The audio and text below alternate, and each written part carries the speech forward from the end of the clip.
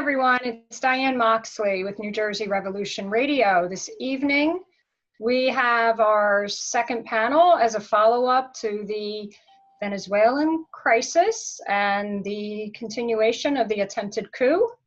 So we have some panelists with us this evening to talk about updating and where we're at now. And Brian, you have some things to inform our viewers of?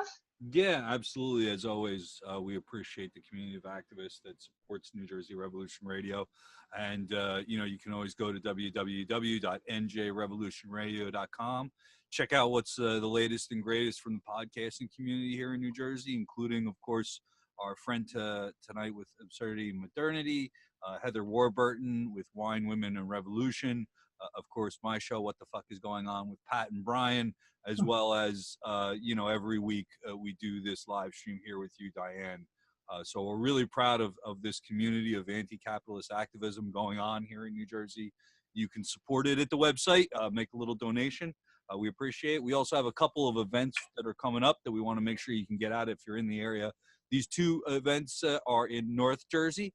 The first one is going to be Your Right to Boycott, talking about the BDS campaign and legislation that's going through, has been going through at a state level for some time, but is going through now at a federal level, which confronts BDS supporters, basically trying to take away the right to freedom of speech. Really, if you're in the Maplewood area, that's going on Wednesday, February 27th from 7 p.m. till 8:30 at night. It's happening at the Maplewood Memorial Library, 51 Baker Street in Maplewood, New Jersey. And also on February 28th, Ajamu Baraka is going to be in New Brunswick. I'm a big fan of Ajamu. I'm glad he's coming to New Jersey, and we're excited to be a part of confronting the empire's war agenda with Ajamu Baraka and a panel discussion that I believe we will have some other comrades on. That's going to be happening Thursday, February 28th at 7 p.m. at the Emmanuel Lutheran Church, 1 New Street in New Brunswick, New Jersey. So that's what's going on in the next couple of weeks. We hope to see you out at that. We have more going on, but I don't want to take up all night. You can see those other events and activities on our Facebook page. Thanks, Diane. Okay, thanks. So this evening on our panel, Brian's going to stay and join us. We have also with us Chuck Kaufman. He is with the Alliance for Global Justice, and he has been a leader of the Central and South American solidarity movements. He speaks out on U.S. militarism in Latin America and abroad. We also have with us Christian Perez, our partner with NJ Revolution Radio, and as already stated, with his podcast, Modernity and Absurdity. He is an adjunct professor of political science at Brookdale Community College. So, Venezuela, where we're at now. Things are continuing, getting a little bit worse, and more to come. I think we'll be doing some more panels on this, unfortunately. So first, at the beginning of the week, we had Trump's speech in Miami, where he was actually asking for military support for the self-proclaimed president, Juan Guaidó. And so who wants to start with that topic? Yeah, I mean, I guess I could jump in. Guaidó. Guaidó, yeah, Guaidó. Name. So I name enough right now, so sorry, I botched that. Go ahead. With Trump, I mean, I guess I'm going to put myself out there. I don't really watch his speeches all the way through. I catch snippets. I'll catch a recording afterwards. I'll read articles and reactions to it. It's very hard for me to get through an entire Trump speech. But with regards to Trump in Miami, it's fitting that, of course, he would make the speech in Miami. That is the bastion of, I would say that's the stronghold of right-wing Latinos in the United States. I mean, it was populated by Cuban exiles in the 1960s following the Cuban Revolution, and it's been a stronghold there since. But I think that in many ways they kind of already, I don't want to say played their hand because we haven't seen it, but they've already stated what their hand is, right? John Bolton has come out and he said that the plan is, or they would hope to implement a plan of privatization in Venezuela. That would be to privatize the Venezuelan oil. Now, that's something, that's a comment that was made and a lot of people didn't pick up on it because a lot of people don't realize about Venezuela is the Venezuelan oil industry was nationalized years before Chavez ever came to power. So if we were to go to war with Venezuela or Guaido does become the actual president and we impose that order on or that policy on Venezuela, it would actually be more radical than what's going on now. The Venezuelan people have had nationalized oil, as I've said, for some time now. And if the Trump administration got its way, the Venezuelan people would lose that power over their natural resource. Yeah, and of course it's for the U.S. to make that decision, right, Chuck? Yeah.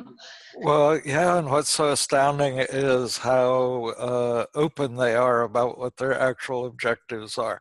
I mean, we'd get the constant drumbeat of Maduro being a dictator and illegitimate elections and all of that, but then they also just come right out and say, it would be a benefit to the U.S. oil industry to be able to have control of the Venezuelan oil.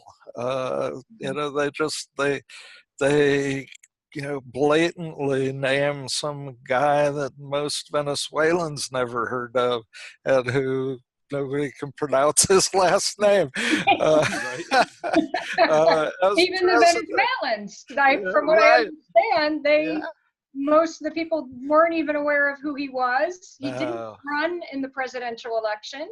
Right. He looks pretty young, but I'm not sure. Yeah, he's I think 35 or 35. He's my age. Very young. Very young. I know I've listened, and even in reading Bernie Sanders' statement, who's running for president now, and I know everybody's very excited except for me about this. But, even in the statement, it seems that the narrative, they want to start off by criticizing Maduro and saying, well, we know Maduro is a bad guy. And I fine. That's not where the conversation starts for me. And I'm sorry. The conversation starts with us committing to not using violence to overthrow a legitimately elected president in a country that's not ours. After we've been crying and crying and crying in this country about Russia and all these interference, we have the nerve to prop up a guy that most people in this country don't even know, and to threaten violence and to say we're going to go in there and kill people if we don't get our way is utterly absurd, and it's immoral. It needs to be said that way in plain language. That right now we've got people here in New Jersey like Bob Menendez running around saying I'm gonna let Elliott Abrams slaughter a bunch of people and I'm not going to speak out.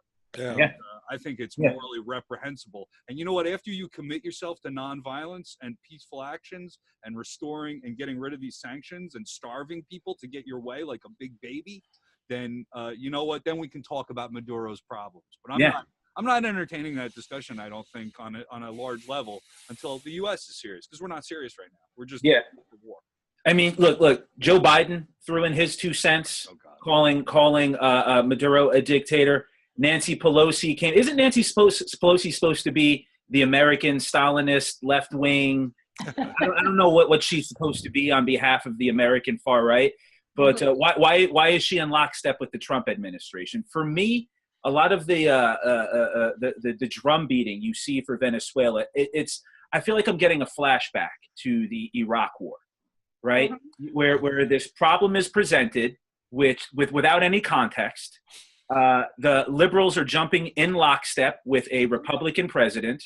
Prominent liberals, Nancy Pelosi, Joe Biden, Bob Menendez. These are not schlubs. A media is jumping in lockstep. I mean, it's very hard for me to find almost anything that supports the Venezuelan government. Now, I know I shouldn't be looking for that specifically, but you can go to The Guardian, you can go to the New York Times, you can go to CNN, which are all supposed to be these liberal newspapers or these liberal sources, and all of them are calling for the ouster of Maduro. And for me, like I always say, I came of age when Bush was president, and a lot of this looks eerily similar. It looks eerily similar to me.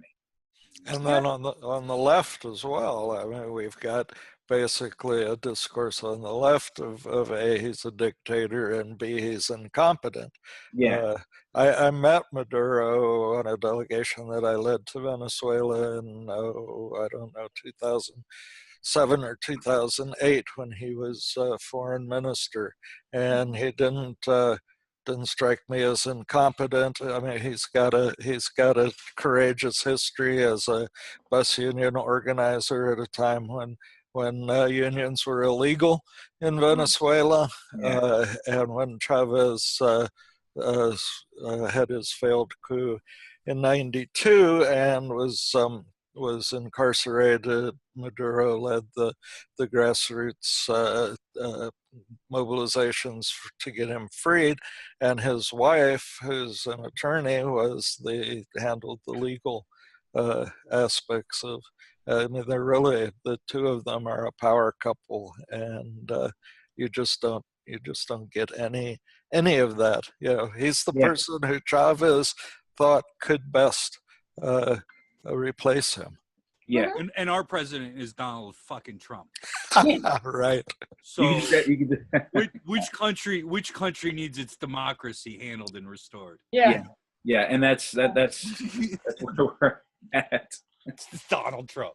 Yeah, we got some nerve talking about other countries to replace their leadership.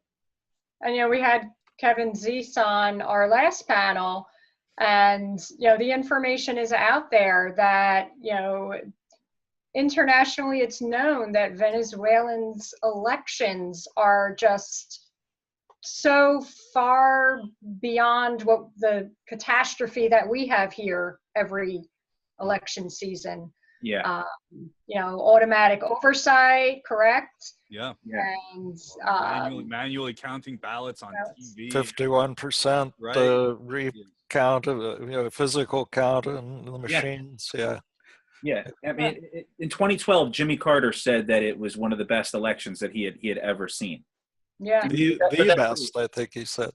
Yeah. It's a misinformation campaign. I mean, but again, it feeds into this idea. Greg Palast wrote a really good article recently talking about the racial component to the coup, right? So on our end, the Yankees up north, it feeds into this idea that brown people are unruly, that we can't govern ourselves. This is the exact same mentality that goes into building that stupid wall, right? That brown people are unruly. We either need to control them or protect ourselves from them. And, again, Maduro is not, he's not some buffoon, but this is the image that they want to keep portraying. And it's the same lies that just get repeated over and over. What kills me about Trump is Trump actually, he went to Miami and told a bunch of Cuban exiles that, quote, there's a new day coming to Latin America. Again, the hypocrisy is mind-boggling. Whenever a Republican tells you about a new day, what they mean is we're going to go back to what it was before. To the exiles in Miami, to the far right in Venezuela, right? A new day means going back to the 19th century. It means going back to the Cold War. It means going back to the time of death squads and the time of dictators. Everything it's almost at a point now where everything they say, you can literally just count the opposite. Everything they say is almost a lie at this point. Well, and in the spring, in April, May, and June, they tried to do a coup in Nicaragua, and the Nicaraguan people defeated that coup, and I believe that the Venezuelan people will defeat this coup, but we're at a very dangerous stage right now, and this coming Saturday could make the difference in the whole thing. It's on Saturday, Guaido has announced that they're going to try to forcibly move the U.S. so-called humanitarian aid across the border. And I don't know what kind of provocations may happen there. Hopefully with the Army and Customs being loyal to the state and blocking it from happening, nothing will happen. It could be an uneventful day, and that's what we should hope for. But anything could happen.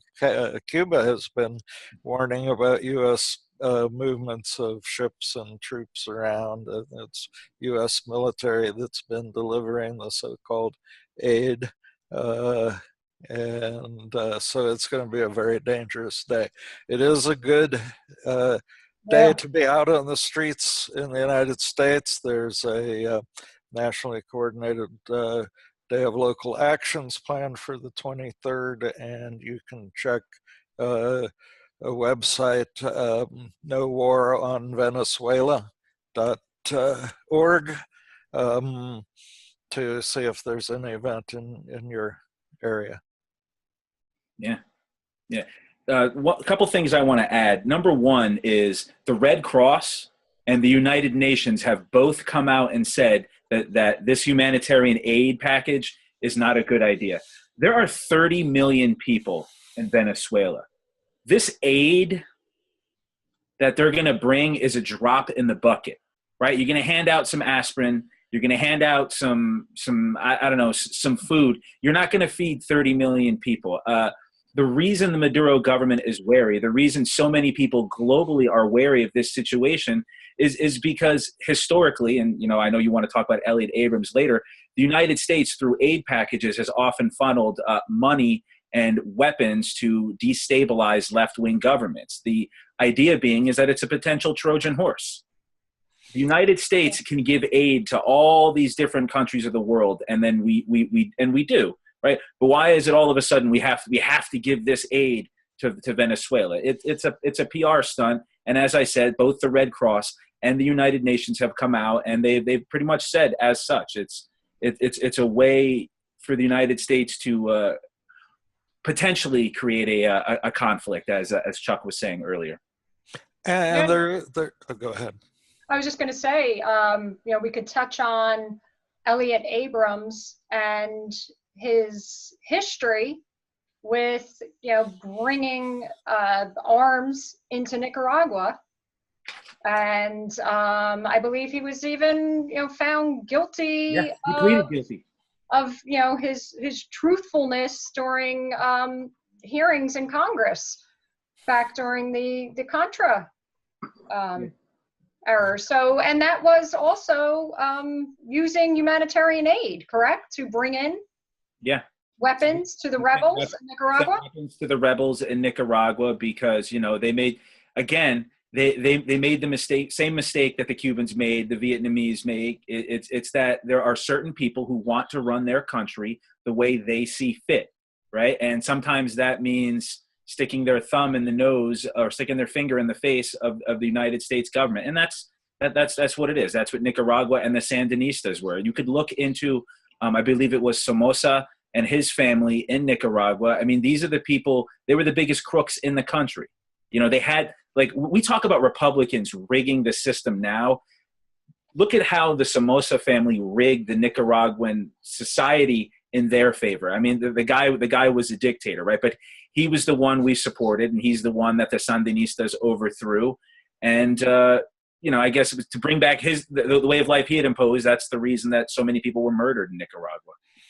Right. Well, and not just in Nicaragua, throughout Central America, and Elliott Abrams had his fingers in El Salvador as well, the El Mozote massacre, and he came out of this whole thing a rich man.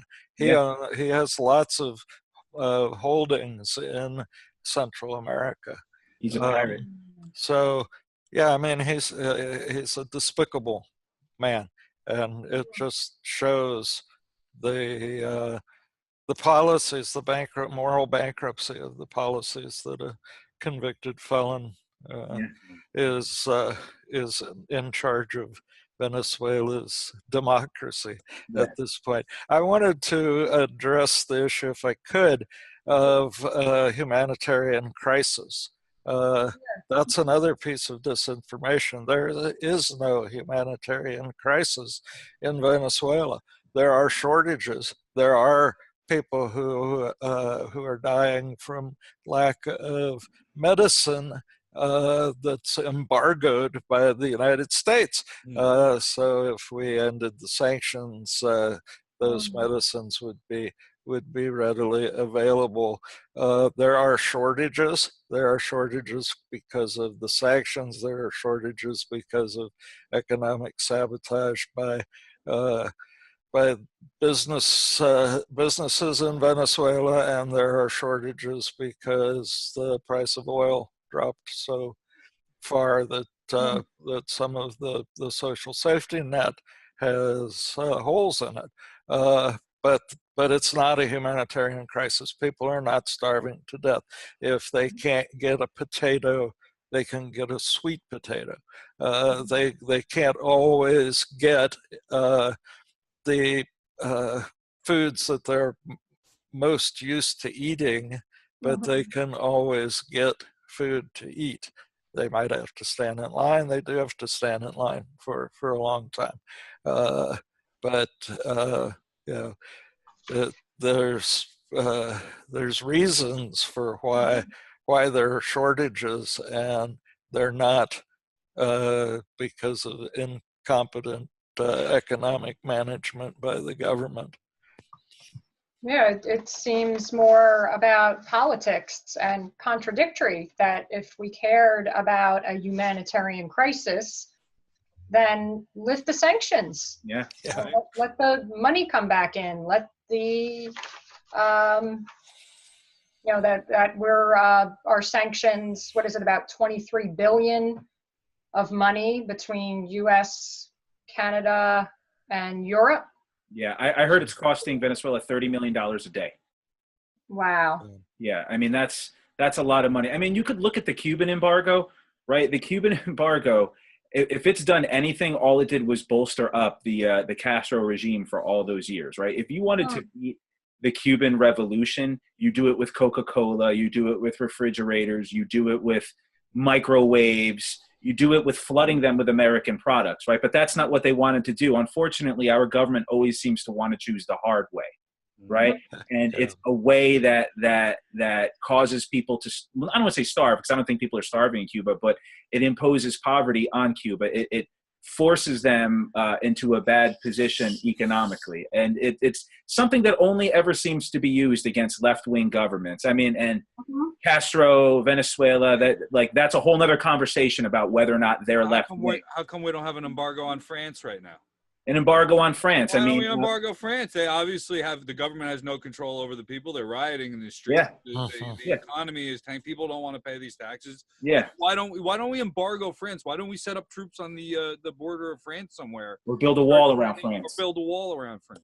Yeah. Where is the reaction when white people get out of control? Yeah, I mean, you could look at all the dictatorships of the Cold War, Africa, Latin America, all these right-wing dictators that were supported by the United States, right? Protecting democracy by destroying democracy. But the only time we ever use weapons or we ever want to destabilize governments is when they're left-wing. It's when people decide, hey, we want to run our country, right? You can criticize the Vietnamese government, but that's the government they chose for themselves. Let the Vietnamese, let the Venezuelans, let the Cubans solve those problems on their own. And it's something that could be done. They're creating a monster with Maduro, and he's not I mean, his crime is being chubby when people don't have a lot of money. I mean, he does come across as out of touch, but he's not Kim Jong-un. Venezuela is not Russia in the 1930s, and that's the image that they keep trying to promote. Not Donald Trump. Well, yeah, I mean, Trump, I'd rather compare him to Donald Trump. I'll be honest with you. I think Kim Jong-un is a better leader than this. I mean, Trump is Donald Trump an expert on Latin American politics? Right? Like, what books has he written? An expert on anything? Is he an expert on anything other than banquets? Right? Like he's and again, I'm an educator, and I hate saying this, but how is it that the president of the United States, every time he adds himself to a situation, he makes it worse? Right? I mean, he's the president. He's supposed to be our leader. He's supposed to be the leader of the free world, and he's just No, I just want to spread lies. My approval ratings are in the dumpster, so I need a war or something in Latin America. I mean, I don't think in the election season, with the elections coming up, a war or some type of tension. Yeah. That he can look like the strong man out there being tough. And the liberals are going to help him with it. But yeah, let's not let the Democrats off the hook on this. Oh, yeah. Obama is the one who imposed sanctions in the first place.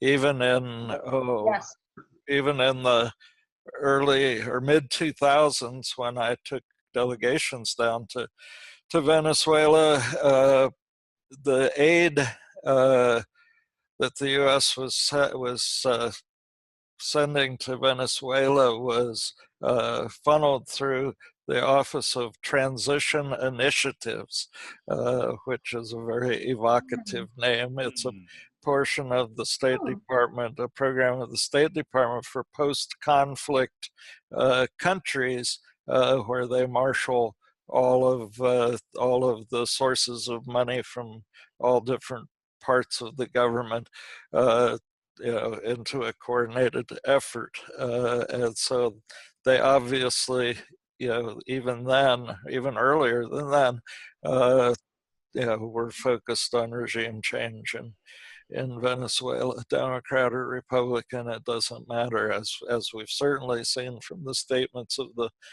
members of Congress. Yeah, it's been a few decades now, so we're just gonna keep on trying. Yeah. And I was going to say that what we were talking about with the left-wing, when it's a left-wing government, Trump also touched on about, he wants to squash socialism, right? And he touched on, he even mentioned Nicaragua and Cuba. So who knows? Real threats to the West, threats to the status quo, right? That Nicaraguan Air Force is bearing down upon us like the Soviets in the Cold War. It's laughable. It's laughable. These people offer no threats. And again, it's the same nonsense you hear about the wall, right? Some unformally educated single mother from El Salvador is going to overthrow the United States military. Give me a break. But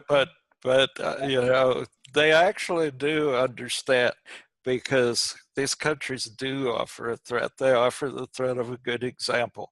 The threat that Venezuela offers is direct participatory democracy. The communes, the popular, I can't think what they're... The grocery stores, the subsidized grocery stores? Those. But I remember one time we went to a small community, and we had a meeting in their one-room school, and the previous night the local population had all gotten together and decided what projects they needed and to better their community, and prioritize them.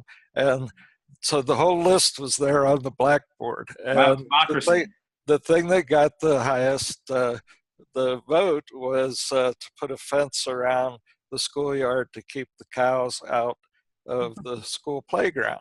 Wait, they didn't bring in a millionaire heiress? They didn't bring in a millionaire heiress right.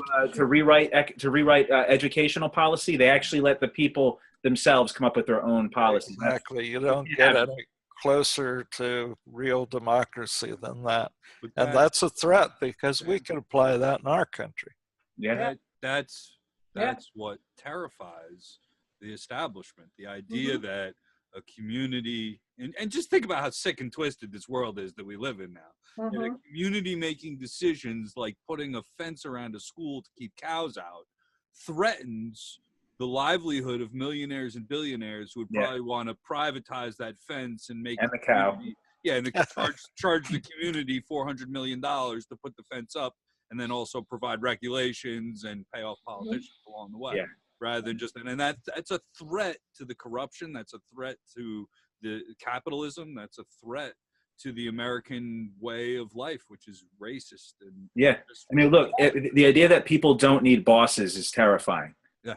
Right. I mean, the idea that people can make decisions for themselves is terrifying. And the fact that it's brown people doing it, well, then, hey, I mean, we obviously, we can't have that. I mean, but we've seen the pictures. We've looked at the, a lot of the support. I'm not going to say everybody supporting the coup is a white person in Venezuela. That's obviously not the truth. But the wealthy elites in Venezuela are predominantly white. They are predominantly of European ancestry, and they were used to a status quo. I mean, they had hundreds of years of rule, and for the past 20, it's been challenged. So 20 years is just a step too far, and the Chavista government, the Bolivarian Revolution, it's really social democracy. It's not actual democratic socialism. So again, they're not even afraid of socialism. They're afraid of a figment of socialism. They're afraid of something that's half socialism or a quarter socialism. It's not even the real thing, right? It's the veggie burger composed to the actual hamburger of what socialism is. But even that is too much for them. They can't stand it. Yeah, and I'm sure we don't have any foreign military bases in Venezuela yet. Yeah. So the more buddy we get with Guaido, I'm sure. Oh yeah, there will be if Guaido comes to power, you can believe that they will make sure that the oil doesn't go to anyone else, because it will be American soldiers protecting that oil, right?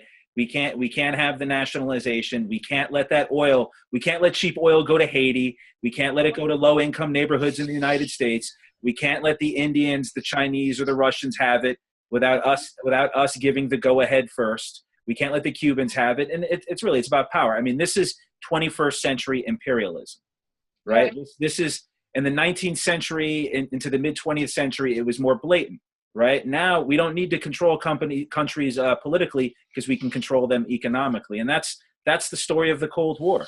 That's the story of U.S.-backed dictatorships in the developing world. Which I don't know. I don't know how long the developing world has been developing. It never seems to develop. Right? It'll always be developing. Yeah, yeah. And this is a war, not a war. We're not there. And let's hope if people come out on Saturday.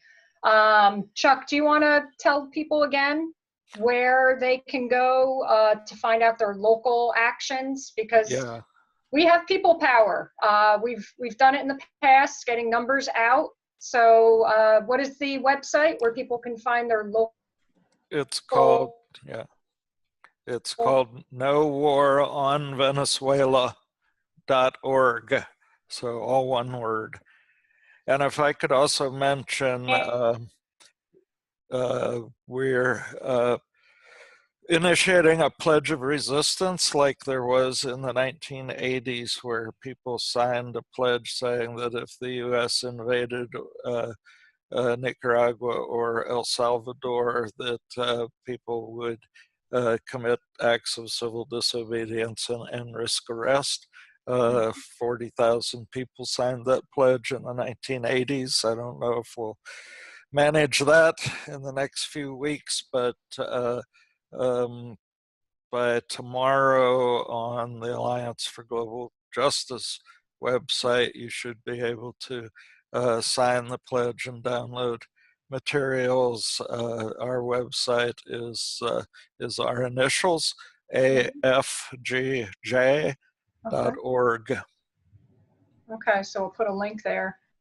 And this is a war on ideology. It is not, we must allow the Venezuelan people to have a right to self-determination. And, I'm jealous of their democracy. So, with such transparency in their electoral process, and ours are just ridiculous, from rigged primaries to voter suppression. So I'm just going to encourage, and we can have closing remarks. I'm just encouraging our viewers. I know locally we have in New York City, I think it's on 40 Wall Street in New York City. If you can get down there. We need numbers. We need to show our politicians, because there are very few, even the Democrats. I don't think there are strong statements, even from our progressive Democrats. There are not strong statements about, it really looks like somebody's trying to create a spark that's going to lead to something that we don't need and the Venezuelan people do not need. So closing remarks. Brian? Yeah, sure. Locally, there's going to be a hands-off Venezuela event on February 23rd. That's going to happen Saturday at 10:30 a.m. One Gateway Center in Newark. I believe that's where Cory Booker's office is. Diane, you touch on the fact that we're not getting, support. There's even support for this coup out of the Democratic Party. There's blatant support for it, or there's very weak statements that start off criticizing Maduro, as I talked about earlier in the program.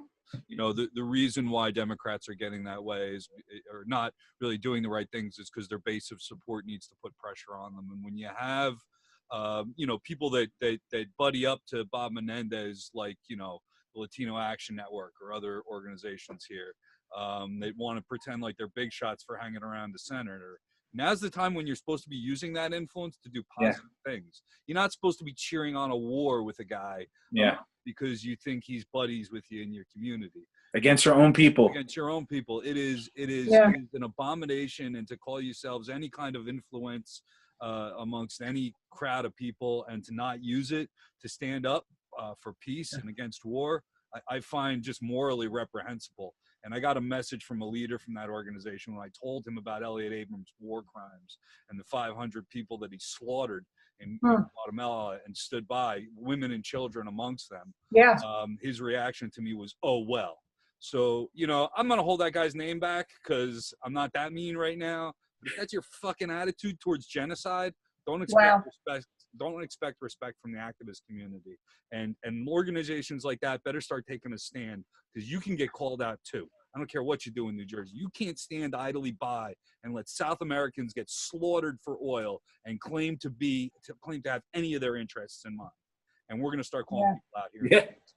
Yeah, absolutely. If you're a community leader and Elliott Abrams, you can't call out Elliott Abrams being appointed special envoy to Venezuela at the exact same time that Pence is supporting this unknown who self-appointed himself as president, and you can't see this for what it is. It's blatant, it's obvious, and this is terrifying.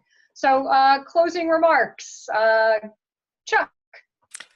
Okay, well, there are also two national demonstrations in D.C. that we haven't mentioned. I live in Tucson, Arizona, so I won't be going. But on March 16, there will be a hands-off Venezuela demonstration, March on the White House, and I'm not sure what the website is for that. I think you can link to it, but if you go to the Answer coalition website, answer.org, and then on March 30, right before the NATO meeting in Washington, there's a long planned demonstration against NATO, and that's going to have a Venezuela focus as well. And I unfortunately also don't have the link to that. That's going to be followed up by a conference that World Beyond War is organizing on April 4th, just a few days later, which is the actual day of the NATO meeting. As you probably know, Colombia has been inducted into NATO as I believe certainly the only Latin American country, and I think the only non-European country besides the US and Canada in NATO, and Colombia borders Venezuela, obviously.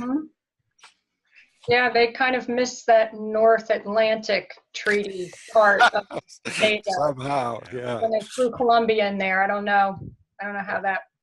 And I think one of the organizations that's doing NATO actions, I don't want to get the website wrong, but if you were to Google No to NATO for the actions that begin on March 30th, going up until April 4th.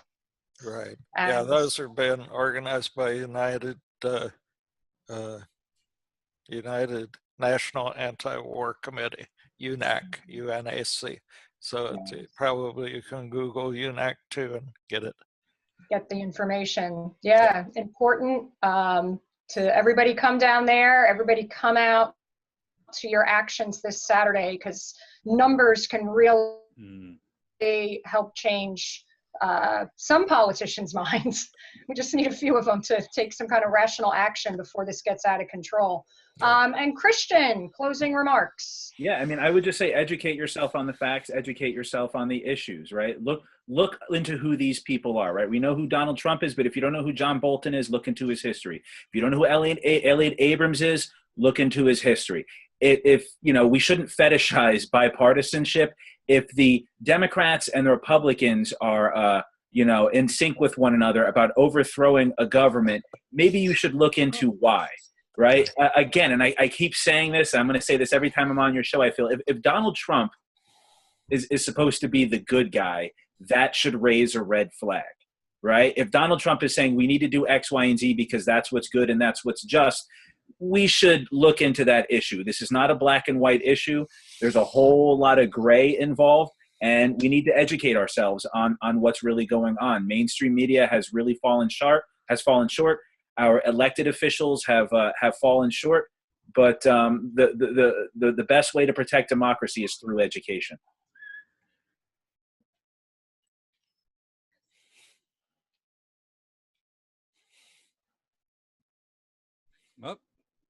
Uh-oh. I think we lost our host there. No. So I picked the right night to fill in. They're already coming after us, man. They're shutting us down. She's coming back. Shutting us down. She is. I disappeared. I'm going to blame it on the snowstorm. You know, our state of emergency in New Jersey. I mean, I think I maybe have about 3 inches of snow out there, but maybe it's the wind. Sorry, guys. You're only going. So thank you so much for coming on our panel. Thank you, everyone. We have to do this indie media because the mainstream media is not giving this.